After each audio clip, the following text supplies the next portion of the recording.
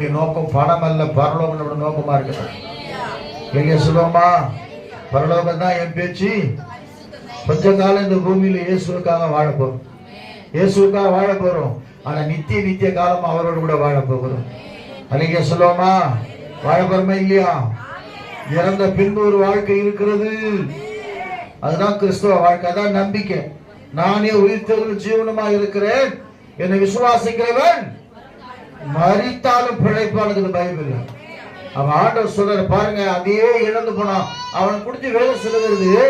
அந்த காசை கஷ்டப்பட்டான். ஐயோ, இயேசு கிறிஸ்துவ காசு எவ்வளவு காசு? அது அடிக்கடி போற குமார் 30 காசுக்காகவே காட்டி கொடுத்தானே. கேளுங்கள் தரப்படும், கட்டுகள் திறக்கப்படும்.